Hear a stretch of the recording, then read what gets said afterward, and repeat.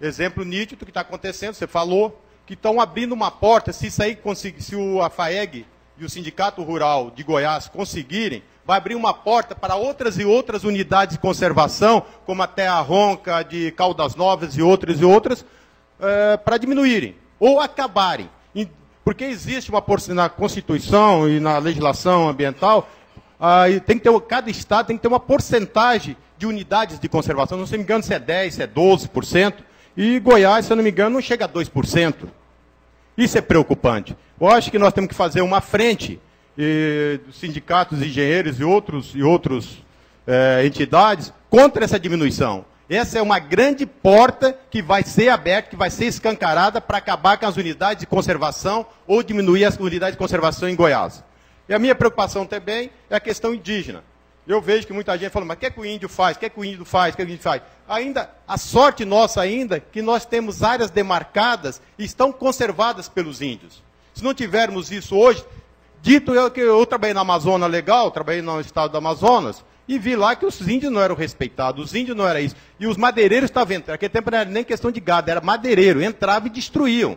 A partir da demarcação da terra indígena, não acabou, mas diminuiu quase 90%. Por isso que nós temos que lutar e dizer não, que o Congresso que sancione a questão da demarcação, que fica ainda para a União.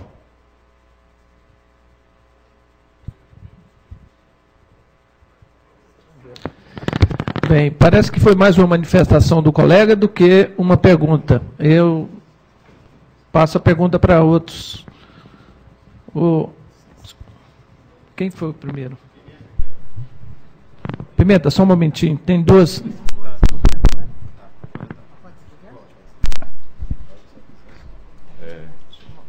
Bom dia, meu nome é Volney, sou de Roraima, presidente do Sindicato dos Engenheiros de Roraima. Marcos, só uma preocupação, às vezes, que a gente tem, é questões assim, eu gostaria de, se você pudesse, se tivesse essa informação, me responder, fala-se a questão da água, a contaminação das águas, né? Mas, assim, o que eu não vejo são estudos realmente feitos e coletados e mostrados resultados, por exemplo, em artigos científicos, em revistas, né, de renome e que tem a sua publicação. E dizer realmente o que está. Porque uma vez fizemos um estudo em questão da risicultura, e eu comecei a pegar alguns trabalhos, e nenhum trabalho científico, se diz muito do Rio Grande do Sul, contaminação pela risicultura. Né? E eu não vi nada conclusivo. Pelo contrário, alguns trabalhos fizeram, coletaram a amostra das águas, né, e não tinha essa contaminação que era falada. Se falava muito em contaminação da água, mas os níveis estavam dentro pela legislação permitido, né? E a questão de preservação, eu vejo aqui, né? Preservação, mas e desenvolvimento sustentável. Então a gente tem que ter um desenvolvimento, e para ter o desenvolvimento temos que ter agricultura. Eu não sei se aqui em Goiás, mas eu vejo que temos que ter o zoneamento agroecológico, né? Pelo governo, não sei se aqui tem, também é uma pergunta. Porque isso aí vai direcionar, vai dizer assim, olha, aqui não planta e aqui pode plantar. Em Roraima, a questão indígena. Questão indígena foi demarcado as áreas indígenas e se tirou os risicultores, que eram uma grande força que nós tínhamos na agricultura, lá em Roraima, e foi retirado, os risicultores todos saíram. E eu fui chamado, eu trabalho no governo do estado, fui chamado para fazer projeto de plantio de feijão e milho para o indígena. Aí eu disse, mas por quê? Acabou de tirar o risicultor daqui para preservar a área e o governo, com recurso federal, chamou para fazer projeto para plantar feijão, coisa que não dava certo. Eu disse, olha, tecnicamente não pode, não dá. E piscicultura. E ainda para se fazer piscicultura. E lá no estado de Roraima também, perguntar outra pergunta, o que se pode fazer. Porque quando a gente vai fazer um licenciamento, eu faço um projeto para fazer um açude, né, uma captação pluvial, aí eles exigem ortógano, porque é um dos pré-requisitos para fazer o licenciamento. Eu faço assim mesmo que você colocou aí, não precisa. Não, mas é só para a gente contabilizar que a gente está querendo fazer o levantamento, contabilizar o que tem de água. Você vai fazer pro gado, uma coleta de água ali, pode ser a menor que for, tem que se fazer ortoga. Né? Desculpa ser longo, mas isso aí mais ou menos, que se puder falar, comentar sobre isso aí. Tá, então, começando aí, por último, a outorga de água de chuva não tem. O que o órgão ambiental pode exigir, o licenciamento, né, que você vai fazer lá uma modificação no terreno, vai a piscicultura, aí sim pode...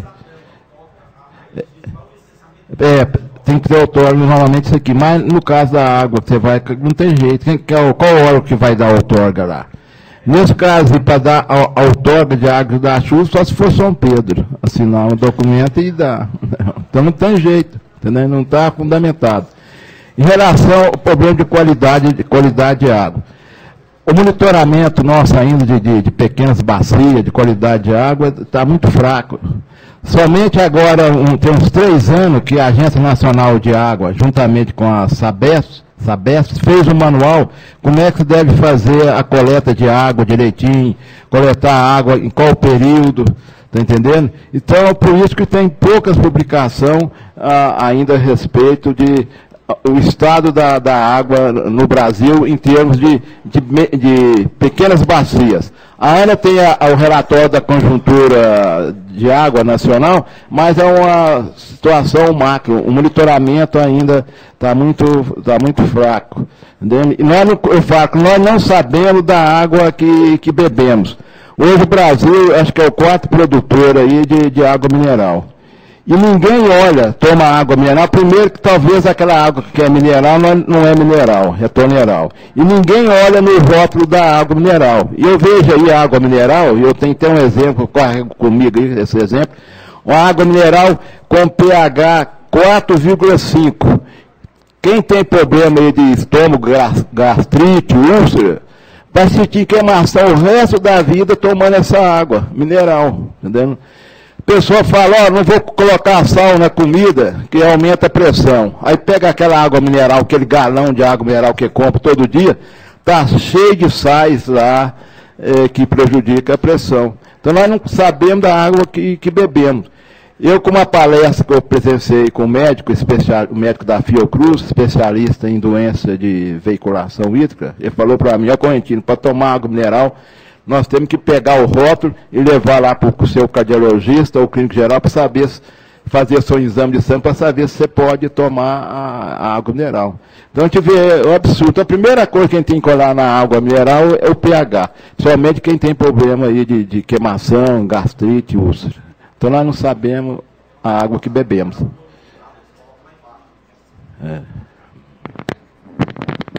Deputada Marina, quer se manifestar sobre essa questão? Tá. Bom, o engenheiro Paulo Estevam, na sequência o engenheiro Pimenta e na sequência o engenheiro Gerson.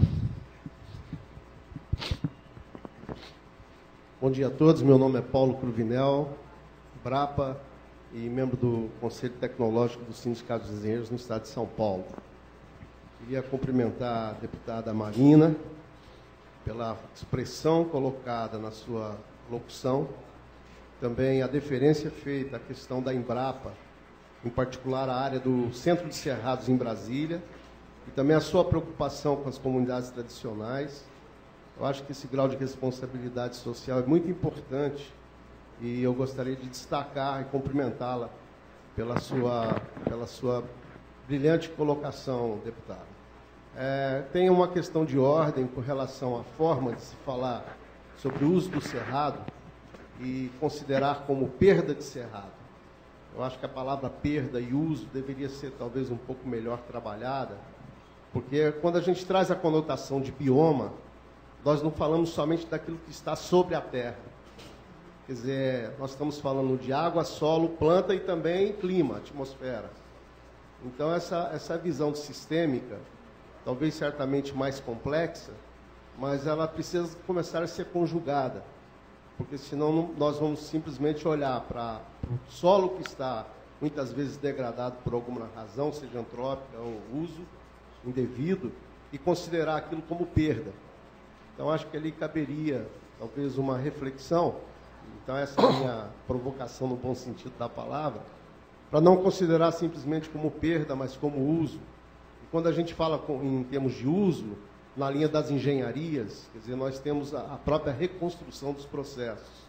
E acho que quando se fala em desenvolvimento sustentável e preservação, nós temos que considerar também esse aspecto das engenharias no processo da reconstrução daquilo que precisa ser organizado e arrumado. Então, faria somente essa reflexão. Se a deputada, por gentileza, puder fazer algum comentário, eu agradeceria. Com relação ao engenheiro Marcos, me surpreendeu um pouco quando se falou em 70% do uso de águas para irrigação na questão da agricultura. Tem se falado nesses 70% em outros momentos, mas o que a gente percebe de claro é que isso não está na métrica daquilo que de fato é real.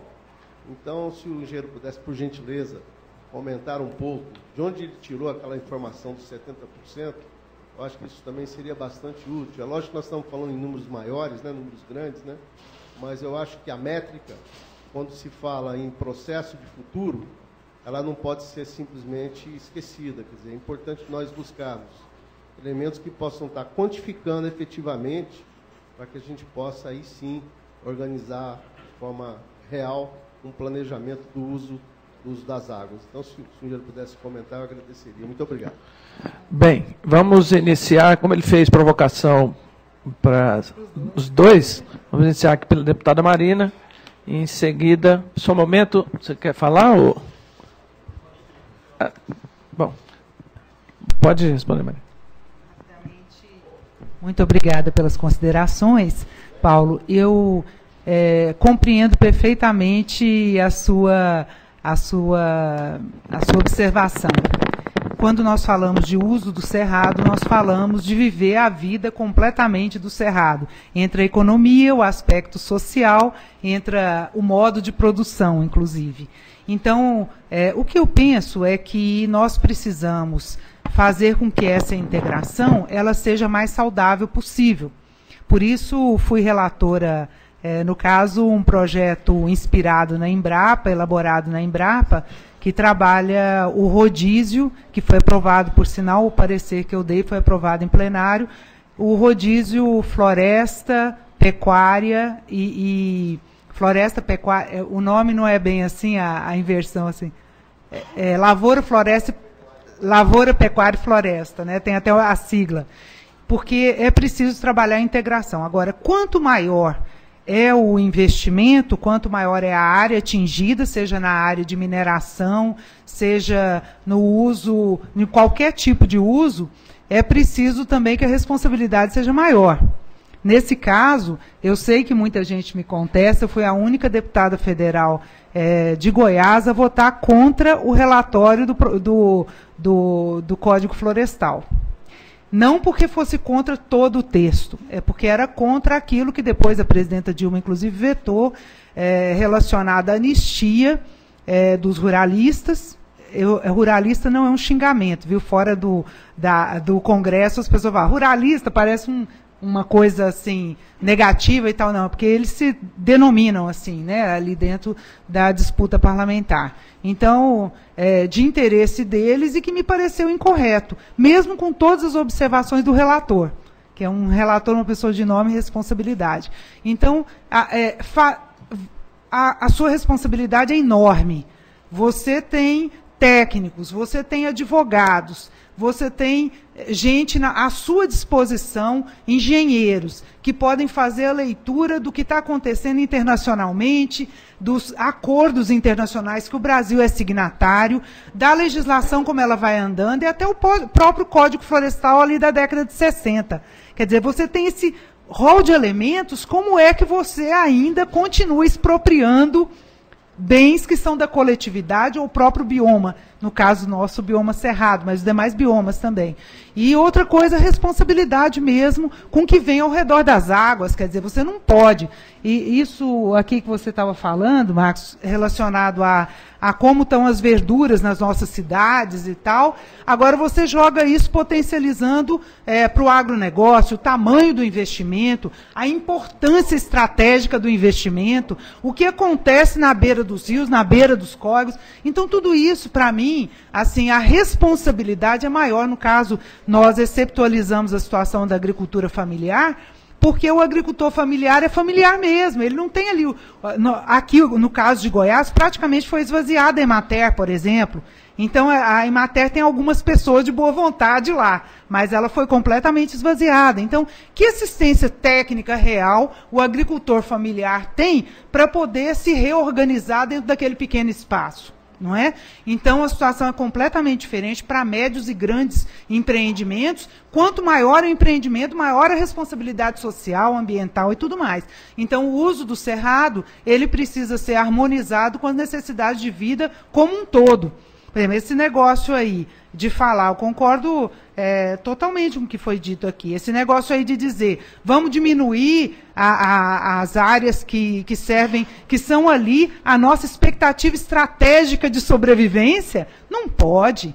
Ou quando foram mexer ali com a barragem do João Leite, eu era vereador, a gente se reuniu ali, e foram muitos engenheiros e arquitetos e colocaram sua posição, se manifestaram, as entidades todas se manifestaram, e isso daí reverteu uma situação que hoje a barragem podia estar ali, a barragem do João Leite, responsável pela nossa água, podia estar ali rodeada de hotel ou outro tipo de empreendimento imobiliário. Isso não pode acontecer. Então, a gente precisa saber que o uso precisa ser o mais apropriado e o mais harmonizado.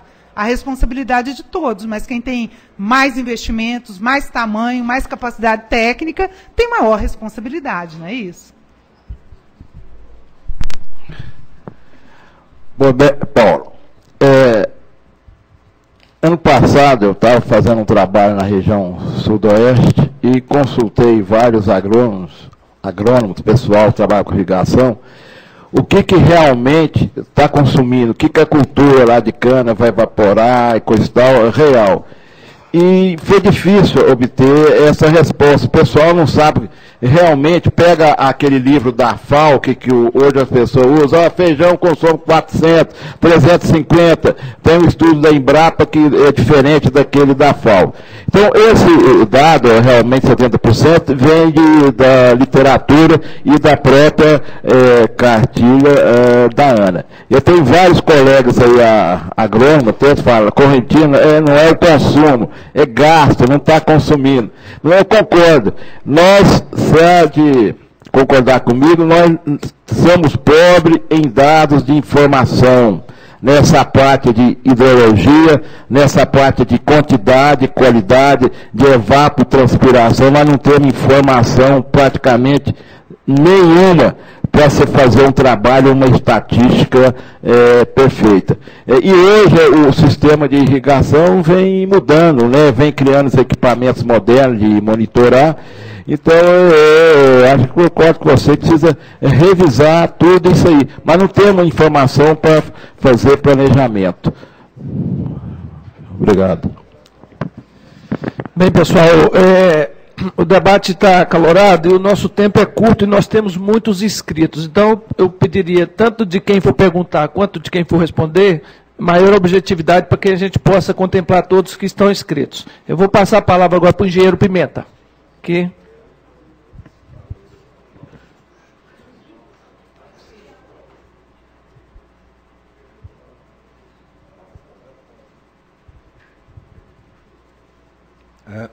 Eu queria...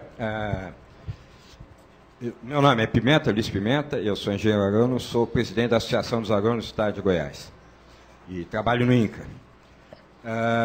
Eu queria, primeiro, repetir algumas posições básicas que não dão para entender no mundo atual situações do tipo. Quer dizer, como que a gente continua fazendo carvão de cerrado se nós temos hoje a possibilidade de ter plantios artificiais absolutamente substituíveis, com rentabilidade econômica, etc, etc.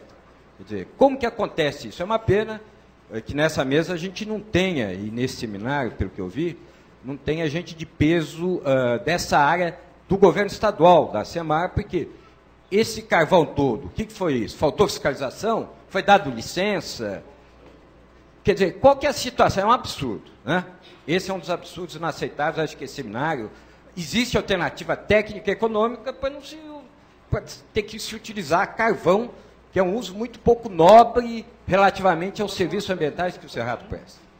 A questão da PEC do Cerrado também, ela não avançar, também é um viés que não dá para entender em função da importância do Cerrado, inclusive para o setor agronômico produtivo, quer dizer, a questão um dos serviços ambientais é o equilíbrio biológico para as próprias culturas exploradas, onde os inimigos naturais precisam do bioma, né?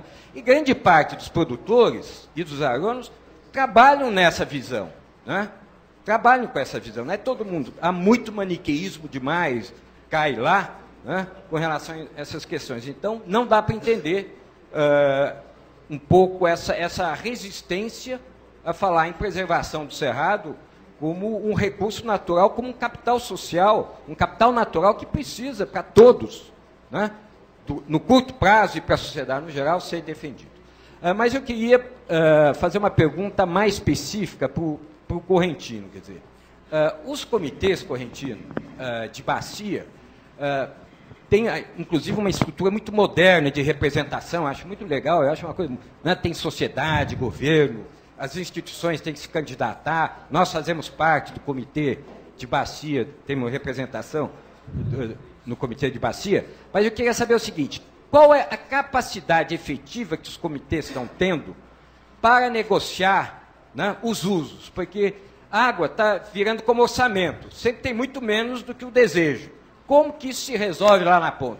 Como que lá na ponta estão discutindo, por exemplo, o caso de Cristalina? Quer dizer, como que efetivamente a sociedade, os comitês institucionalmente estão dando resposta? Se estão dando, né? Eu sei que não é fácil, mas eu gostaria de saber se temos experiências positivas de negociações produtivas na gestão da água, né? Acho que nós temos todo um problema de falta de informações, de gestão e de articulação. E os comitês vieram para esse papel. Estamos cumprindo esse papel? Pois bem, Pimenta. Eu considero ainda os comitês de bacia como num estado engatinhando, principalmente no estado de Goiás, na região centro-oeste. No estado de São Paulo e Minas Gerais, os comitês de bacia, eles interferem, eles opinam em 50% das questões relativas a recursos hídricos e saneamento, no estado de Minas Gerais e de São Paulo. Então, lá, a evolução está tendo resposta boa nesse sistema de gestão. Porque o sistema de gestão tem que ser participativo, o sistema da água tem que ser participativo, com a presença do poder público, sociedade civil e o usuário da água. Os usuários da água, principalmente a indústria está mais avançada do que a parte da agricultura, né? Tanto é que a indústria, a Federação da Indústria de São Paulo tem várias publicações para reuso da água, para a economia da água, então a indústria está na frente da agricultura nessa questão de gestão de recursos hídricos. E o comitê também depende da política estadual, né? Política estadual. O estado de Minas Gerais tem 35 comitês de bacia e o governo repassa para cada comitê 160 mil por ano para fazer os seus trabalhos, os seus estudos. O estado de Goiás é o terceiro estado a receber a compensação financeira das usinas elétricas, como a usina de Embarcação, Itumbiara, e não repassa nada para o comitê de bacia. São Paulo é o segundo, repassa 70%, Minas Gerais repassa 40%. Então, como é que funciona? Não estão cobrando pelo uso da água. Então, fica difícil você fazer trabalho sério, se você não tiver recurso. Mas tem a questão do plano de bacia, né? O comitê do Paranaíba acabou agora o plano de bacia e nós estamos na fase de acompanhar o plano. Nós temos que ir nos governantes, nos parlamentares, falta recurso para isso aqui, falta recurso para aquilo. O plano da bacia do Paranaíba apontou que 90% dos recursos deverão ser destinados a saneamento, né? Então precisa muito da interação com o governo e força participativa da sociedade civil e usuário da água, para que um comitê tenha sucesso. A cobrança da água, pelo uso da água. Então a cobrança pelo uso da água é um instrumento de gestão, mas ela só vai ter sucesso se os outros instrumentos já estiverem sendo implantados, como o plano de bacia, né, o enquadramento dos cursos d'água nas suas classes preponderantes, classe 1, 2 e 3, né, a compensação financeira aos municípios. O sistema de informação ainda está muito pobre no Brasil, o sistema de informação hidrológica. Você não tem informação hidrológica para fazer o planejamento, como eu falei ali para o Paulo, você não tem. Eu estava vendo aqui, a Marina apresentou aqui um projeto de gestão de água urbana. Nós não temos, vou dar exemplo aqui em Goiânia, não temos nenhum monitoramento de água urbana em Goiânia, nos pequenos córregos, tanto a parte subterrânea como a parte superficial. Como é que está o aquífero Guarani? Como é que está o aquífero das águas em Goiânia? Como é que está o lençol freático? Como é que está a evolução do lençol freático? Está diminuindo? Então precisa de ter toda essa informação para se fazer uma boa gestão. Em meio ambiente e gestão de recursos hídricos, você não faz uma boa gestão se você não tem a avaliação. E você não vai fazer uma boa avaliação se você não faz um monitoramento. Então nós não temos informação, em pequenas bacias. A rede hidrológica que nós temos é uma rede da ANA, que veio da ANEEL, que veio do DENAI. É uma rede que foi criada para atender o setor elétrico. Então você pega o estado de Goiás, está entendendo? Não tem praticamente nada em monitoramento para atender abastecimento urbano, abastecimento industrial e irrigação, e pequenas centrais de elétrica. Por isso que é essa deficiência, algumas vezes, na parte de outorga e liberar a água. Então, o comitê é o órgão mais democrático que nós temos hoje no país, que eu considero, né? É o quarto poder. Nós temos o poder federal, estadual, municipal e o poder agora dos comitês de bacia. Na Europa, por exemplo, vários políticos estão deixando de ser prefeito para ser presidente do comitê de bacia. Então, a sociedade tem que participar ativamente dos comitês. Pessoal, nós só temos 7 minutos até o encerramento dessa manhã. E temos aqui uma grande quantidade de inscritos. Mas não vai ser possível atender a todos. Eu vou passar a palavra para o engenheiro Abram, insistindo na objetividade das perguntas e das respostas. Antes de mais nada, gostaria de agradecer aí ao CENG de Goiás, que está nos trazendo, enriquecendo com esse tema, e Gerson e Cláudio, nós da Federação vamos levar para o nosso estado essa preocupação desse tema que era um desconhecimento para nós. E, deputada, fico muito enaltecido com esse seu projeto de lei, e nós da Federação já tivemos aí mais de 20 anos brigando até pelo saneamento, que só em 2007 que nós tivemos uma lei da diretriz de saneamento. Até hoje, muitos brasileiros não sabem aplicar essa lei e desconhecem a lei. Eu gostaria de perguntar para a senhora, qual é a sua expectativa com relação à política dentro do Congresso e a aprovação dessa lei, e quando que nós poderíamos ter uma lei definitiva para esse uso racional do nosso cerrado? Eu cometi uma indelicadeza aqui, o colega Marcos Cabral, ele está querendo se manifestar já há algum tempo, e eu gostaria que antes da resposta da deputada Marina, ele se manifestasse. Obrigado. Obrigado. Marcos Cabral, gestor ambiental, eu trabalho na SEMAI, e como homem do Cerrado, eu queria fazer uma provocação e um questionamento. Já foi apontado aqui e dada a real importância que a agropecuária, na sua ocupação na área de Cerrado, teve vários incentivos em outras datas, né? Automaticamente isso fortaleceu o desmatamento e também o saneamento, como também as áreas de degradação no regime de Cerrado. E, dentro desse contexto, eu abro a questão no que diz respeito, o que o Correntino acabou de falar, da nossa preocupação enquanto recursos hídricos. As águas superficiais, é nítido sua diminuição. Lençol freático sendo contaminado e também rebaixado, não contribuindo para o balanço hídrico. As águas subterrâneas, em todo caso, eu boto ênfase e relevância ao Aquífero Guarani, principalmente na região sudoeste, que é área de recarga, confinamento e até mesmo área de afloramento, né? E lá só houve um estudo feito até hoje pela Embrapa, pelo Dr. Marco Antônio, que foi na região do Morro Vermelho em Mineiros, que era da percolação de agrotóxicos, né? Eu não me lembro qual o produto, mas só lá teve esse estudo. E a preocupação é o seguinte, isso aqui, até quando vai, se tratando de uma área de alta produtividade agrícola, que é hoje e com o cenário futuro que se aumente, de acordo com o diagnóstico do plano de bacia do Paranaíba. Então, até lá, não tem nada focado nesse sentido. A outra questão é quanto ao PSA.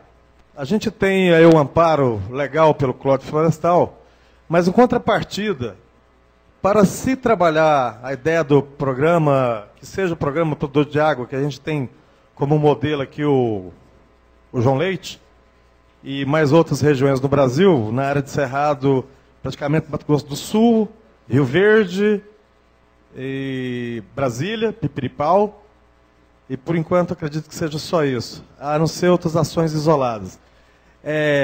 Como dar linha de crédito para o pagamento de serviços ambientais se nós não temos o cofre formatado?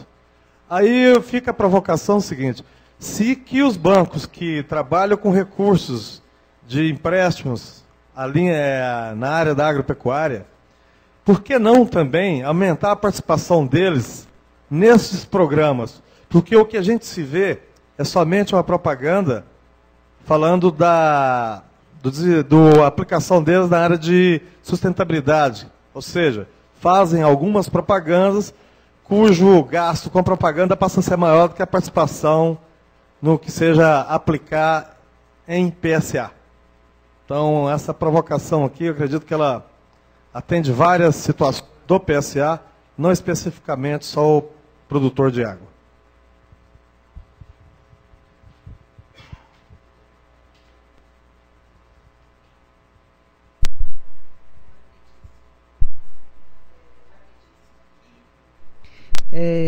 Com relação à aprovação de um projeto de lei como esse, demora bastante porque gera uma polêmica que, como o companheiro ali do INCRA falou, de verdade é um absurdo. Nós tivemos que ter reuniões com todo mundo de todos os partidos para tentar convencer algumas pessoas, alguns deputados estaduais, de que a PEC do Cerrado, a PEC 115, de autoria do professor Pedro Wilson, que ela não traria nenhum tipo de prejuízo para qualquer setor, a não ser trazer melhores condições de preservação do Cerrado. Então, naquela discussão que não geraria para nós, a princípio, nenhuma polêmica, uma vez que os demais biomas, quase todos já se encontram, e faltando ali a época Caatinga e Pampa, os demais todos se encontram já como de proteção, aliás, como patrimônio nacional. Então, nós achamos que isso daí não traria nenhum tipo de polêmica especial,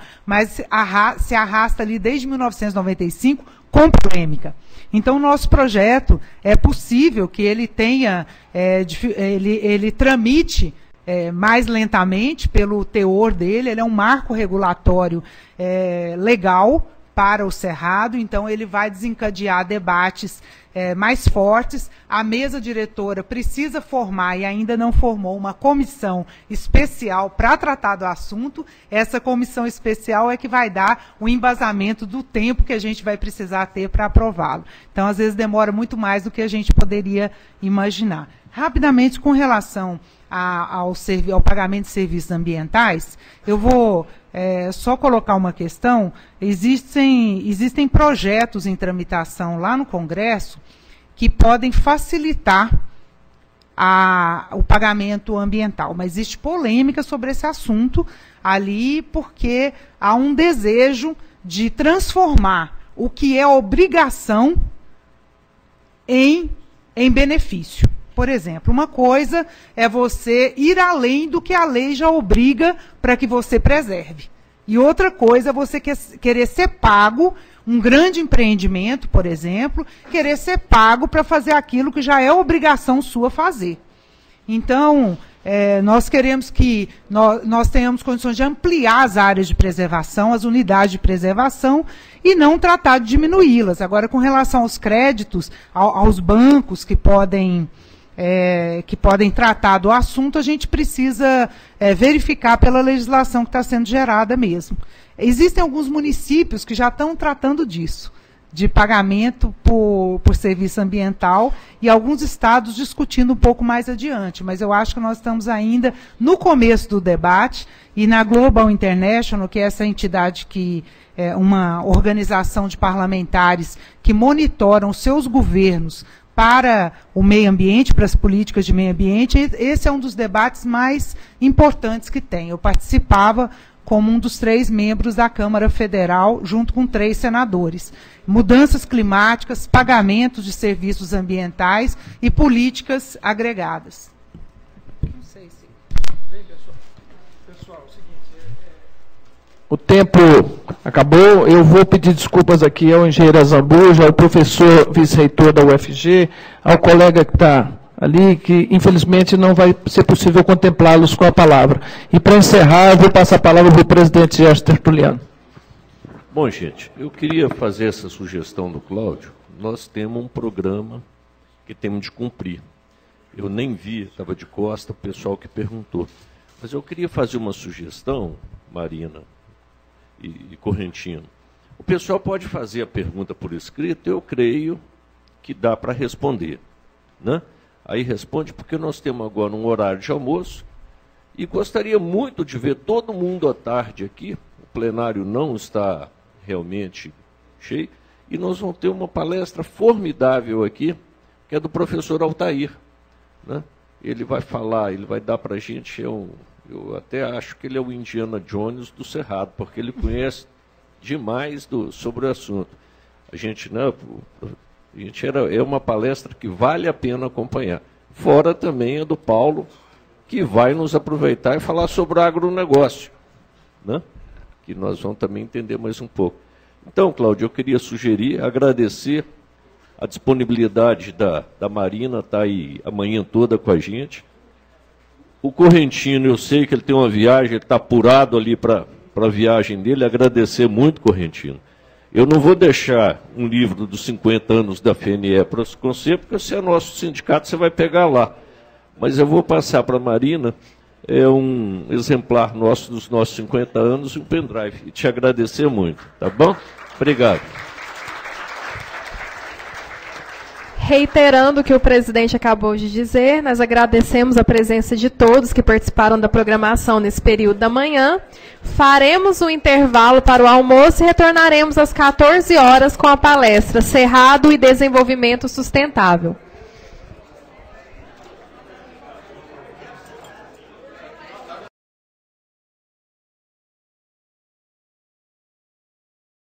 Foram catalogados, no último checklist botânico, foram catalogados 12.365 espécies de plantas, né, que caracterizam o Cerrado, já classificadas. Dessas 12.365 plantas classificadas do Cerrado, nós temos hoje tecnologia para produzir em viveiro menos de 180 plantas.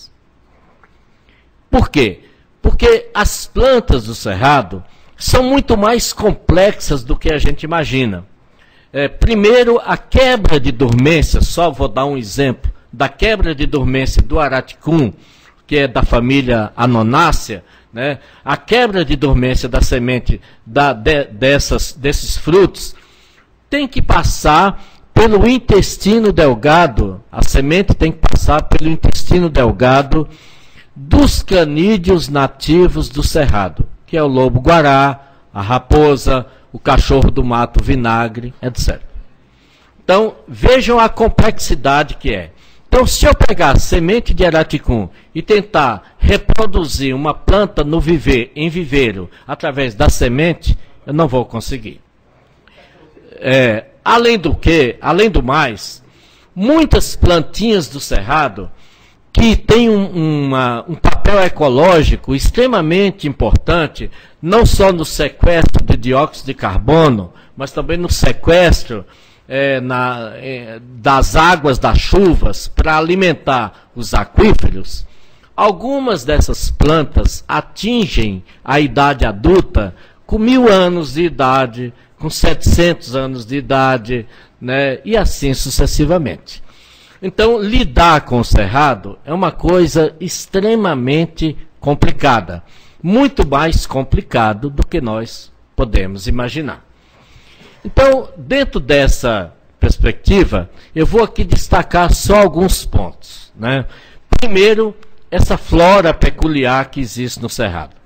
Por que a flora do cerrado ela é peculiar? Primeiro porque ela só aponta acima da superfície do solo 1/3. 2/3 da planta está abaixo da superfície do solo. Um sistema radicular extremamente complexo. Quem já acompanhou, como eu tive a oportunidade de acompanhar, escavação feita em raízes de buriti, por exemplo, Mauritia vinífera, essas raízes viajam quilômetros, né, entrelaçando umas com as outras, formando um sistema radicular extremamente complexo que a gente é incapaz de imaginar a complexidade disso. Então, a flora do cerrado tem um sistema radicular extremamente complexo.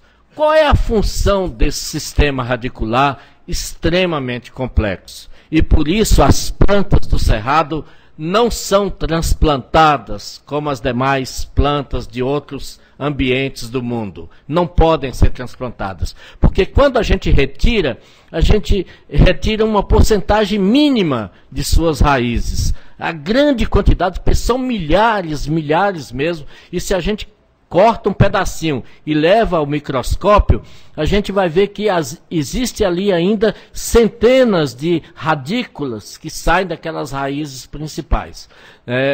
Então, qual é a importância dessas plantas? A importância mais fundamental dessas plantas é que elas sugam a água da chuva, depositam inicialmente no lençol freático e, uma vez saturado o lençol freático, esses lençóis vão abastecer os lençóis artesianos, que caracterizam os nossos aquíferos. Então, a maior quantidade de água subterrânea existente, né, na superfície da Terra, mesmo não considerando aqui o que a gente ainda supõe, porque não tem estudos definitivos ainda, mesmo em função da idade, o aquífero Alter, que está sendo discutido na Amazônia, não considerando isso como aquífero, por causa da idade, o Cerrado abriga os três maiores aquíferos, né, as três maiores reservas de águas subterrâneas do mundo, que alimentam as grandes bacias hidrográficas, não só do continente sul-americano, mas do planeta. São os aquíferos Bambuí, que está associado ao calcário Bambuí. O calcário Bambuí se formou no Proterozoico, há 1 bilhão de anos. Então, a partir de 1 bilhão de anos, o calcário Bambuí vem acumulando águas nas suas galerias, né? E esse aquífero Bambuí, ele é fundamental para inúmeras bacias hidrográficas da América do Sul.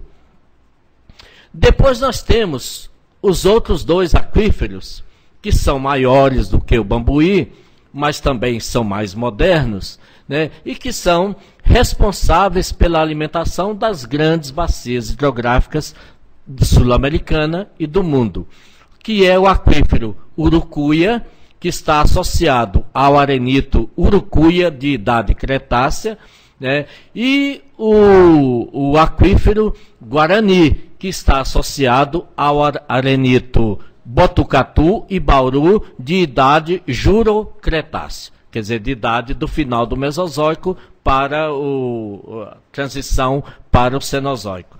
Então, esses aquíferos, né, eles são alimentados pelas águas da chuva, que são sugadas pela vegetação nativa. Pois bem, vou dar alguns exemplos aqui. A bacia do São Francisco, né, onde nasce o Rio São Francisco? Nasce na Serra da Canastra. Aliás, antes de eu falar sobre o Rio São Francisco, vou falar, por isso que se diz que o Cerrado é o berço das águas, é a cumieira da América do Sul, porque as águas que caem aqui são sugadas e distribuídas para todas as bacias do continente sul-americano. Então, vou dar alguns exemplos. A bacia do São Francisco. O Rio São Francisco nasce na Serra da Canastra, né, através do encontro de dois aquíferos, o aquífero Bambuí e o aquífero Urucuia. Então, as águas contidas nesses dois aquíferos formam a nascente do São Francisco. E aí o São Francisco segue em direção norte e depois vira em direção nordeste. Pois bem, o Rio São Francisco, ele já tem uma língua semiárida que se prolonga desde o sertão nordestino e vem até quase o seu curso superior. Mas o São Francisco é um rio perene, não se trata de um rio temporário. A maior parte dos rios que alimentam o São Francisco pela sua margem direita são rios temporários. São rios que secam durante a estação seca, né, a maioria deles. Então, são rios que estão na dependência direta da chuva. Por que o São Francisco é um rio perene? Porque os rios que o alimentam pela margem esquerda são rios perenes. São rios que brotam no coração do Cerrado. Então, nós temos rios aqui que nascem em Brasília, por exemplo, e que vai correr para o rio Paracatu. A nascente do Paracatu está em Brasília, né, num daqueles ribeirões de Brasília. Esses rios vão correr para o Paracatu, que vai alimentar o curso superior do São Francisco. A Lagoa Feia, em Formosa, a 60 quilômetros de Brasília, também captura água desde a reserva ecológica das águas emendadas, que ali nascem água para todos os cantos do Brasil, né? A Lagoa Feia dá origem ao Rio Preto, que também é um dos alimentadores do São Francisco pela sua margem esquerda. E aí segue aquela grande quantidade de rios que vão alimentar o São Francisco pela sua margem esquerda, que é o rio Carinhanha, o rio Pratudão, rio Formoso, rio Pratudinho, rio das Éguas, rio Corrente, rio do Meio, Rio Grande lá em Barreiras, outro Rio Preto lá perto do Tocantins, que é onde está a cidade formosa do Rio Preto, e assim sucessivamente. Então, por isso, São Francisco é perene, porque ele é alimentado por esses rios que o alimentam pela margem esquerda. Então, São Francisco depende única e exclusivamente das águas que brotam do Cerrado. Pois bem, vamos pegar a bacia amazônica e vamos começar com a foz do Amazonas, indo até parte do seu curso superior. O rio Amazonas, ele é alimentado, ele começa aqui com o rio Tocantins. Nosso rio Tocantins. Onde nasce o rio Tocantins? O rio Tocantins nasce muito próximo daqui de Goiânia. Nasce numa cidade aqui chamada Mossâmedes, né? Quem vai de Goiânia até a cidade de Goiás, passa pela cidade de Itaberaí, e Itaberaí vai cruzar um rio chamado Uru, e depois vai chegar a Goiás. Esse rio Uru nada mais é do que o próprio Tocantins, é a nascente do Tocantins. Ele nasce ainda mais ao sul, na cidade de Mossâmedes. Não? Ele nasce com o nome de Uru e vai dando nome a acidentes geográficos. Por exemplo, entre as pedras, ele formou a cidade de Uruíta. Mais embaixo, ele vai dialogar com a dona Ana, que ainda é viva, e vai formar Uruana. Né? Mais adiante, ele vai receber o Rio das Almas e o Rio Maranhão e vai transformar em Uruaçu, né? Uma grande cidade do norte goiano. Quer dizer, Açu em Tupi-Guarani significa grande. Então, onde o Uru é grande. E aí ele já leva o nome de Tocantins. Só que aí já começa também a alguns quilômetros abaixo, né, em Uruaçu, o rio já é represado. Quer dizer, já tem sinais de represamento, porque mais abaixo, a 300 quilômetros, se situa a represa que constituiu um dos maiores lagos artificiais do mundo, que é o Lago de Serra da Mesa. Né? Então, esse é o Tocantins. O Tocantins, que alimenta a bacia amazônica, ele nasce quase que água emendada com as nascentes do Araguaia. Quer dizer, o Tocantins, ele nasce em Arenito, Botucatu, em terrenos do aquífero Guarani. Ele corre em direção norte. A partir de determinado momento, ele já vai ser alimentado pelo aquífero Bambuí, por exemplo, as águas do Paraná vêm do aquífero Bambuí. Mais ao norte, as águas do Maranhão, Rio do Sono e tantos outros já são do aquífero Urucuia. Então, por exemplo, o Jalapão, que é aonde o arenito Urucuia aflora de forma mais evidente, né, ali tem uma grande quantidade de águas emendadas ali. Então eu tenho águas que correm para o São Francisco, por exemplo, Rio do Sono, né, que corre para o São Francisco. Eu tenho a nascente do Rio Preto, que nasce no Jalapão também, e que corre para o São Francisco. E tem o Rio do Sono, que corre para o Tocantins. Tem o Rio Preto, que corre para o São Francisco. E tenho também a nascente de dois grandes rios que vão banhar o Piauí e o Maranhão, que é o Rio Parnaíba e o Rio Gurgueia, que vão nascer ali, basicamente, na Chapada das Mangabeiras, no Jalapão. Então, Tocantins está na dependência direta desses aquíferos. O Araguaia também. Então, o Araguaia nasce no aquífero Guarani e depois segue ao norte e vai sendo alimentado pelo aquífero Bambuí e pelo aquífero Urucuia.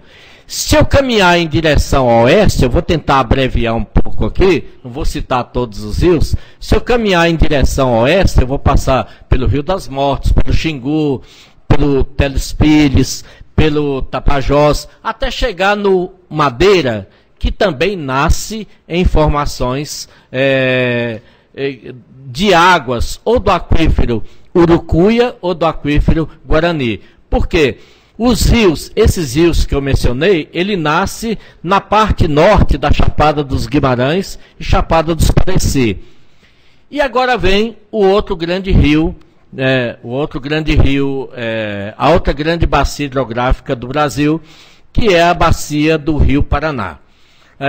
O córrego do Botafogo, que passa aqui em Goiânia, bem perto aqui, bem aqui na frente, passa o córrego do Botafogo, ele cai no córrego Anicuns, que cai no Meia Ponte, que cai no Paranaíba, que vai unir com o Rio Grande, que vem do Cerrado Mineiro, e vai formar o Rio Paraná.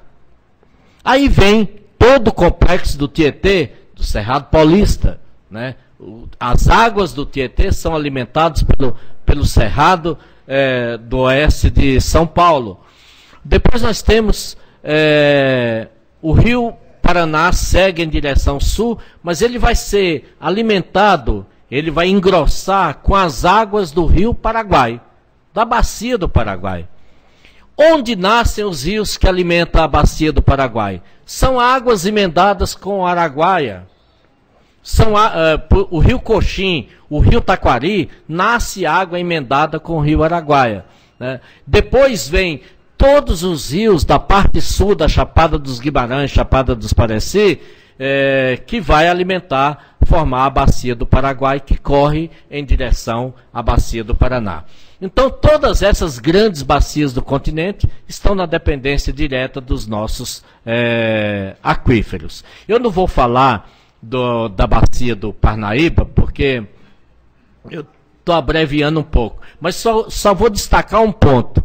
Ela é tão complexa, o Parnaíba, que é uma bacia independente, que nasce no Jalapão nosso, por exemplo, em águas do aquífero Urucuia, ela é tão complexa que forma o segundo maior delta da América. Quer dizer, transporta tanta quantidade de sedimentos que vai desde os lençóis maranhenses até Jericoacoara, no Ceará. E forma na sua foz 74 ilhas, algumas tão grandes que tem 2 municípios, que sustenta 2 municípios, como é a ilha de Santa Isabel. Então, por aí vocês imaginam a complexidade do rio Parnaíba e a importância que ele tem. Fora o outro, seu grande alimentador, que é o Gurgueia, que nasce na Chapada das Mangabeiras.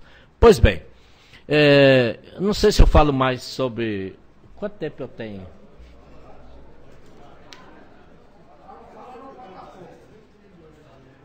Uns 55 minutos. Bom, eu já falei... na brincadeira aqui, enquanto você estava dormindo, eu falei já 45 minutos. Eu ia falar sobre a ocupação humana no Cerrado, desde os índios, então vou deixar isso de lado, né? Vou deixar os índios de lado, porque eu quero falar para provocar o outro debatedor lá. Então, bom, os índios, vou só destacar alguns pontos. Os índios chegaram aqui há 11 mil anos antes do presente, né? Depois foram evoluindo de caçadores, se transformaram em agricultores, e quando os portugueses chegaram aqui, já no século XVIII, os nossos índios eram todos horticultores. E quando a gente fala índio brasileiro horticultor, a gente não imagina a contribuição que esse índio deu para a nossa dieta cotidiana. Então, desde o feijão, tomate, milho, a mandioca com 300 espécies e inúmeros produtos, né? Beiju, farinha, puba, polvilho e por aí vai, né? Até o chocolate, até o doce mais apreciado do mundo, que é o chocolate, nada mais é do que uma contribuição do nosso índio, né? A sembereba que o índio fez, da castanha do cacaueiro, né? Ele faz também a sembereba do buriti, ele faz a sembereba do patauá, ele faz a sembereba da bacaba. Só que o europeu pegou a sembereba que o índio fazia do cacau e misturou. É uma bebida, né, adoçada com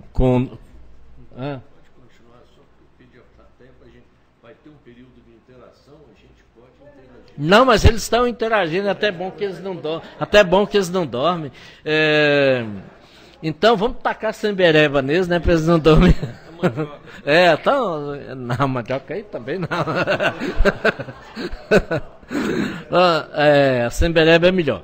Então, o que o europeu pegou? Pegou a sembereba, algumas delas, né, inclusive a do cacau, levou para a Europa e adicionou leite, porque o gado, o bovino, só entrou no Brasil há pouco tempo, né? Para ser uma ideia, o bós índicos, que é o boi de cupim, Só entrou em 1946, graças a um amigo de Juscelino que foi lá na Índia buscar cavardi, que deu origem a todos os nossos zebuínos, né?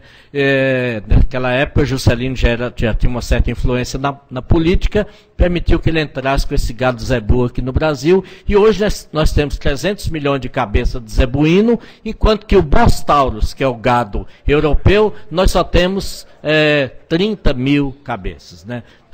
Só para falar da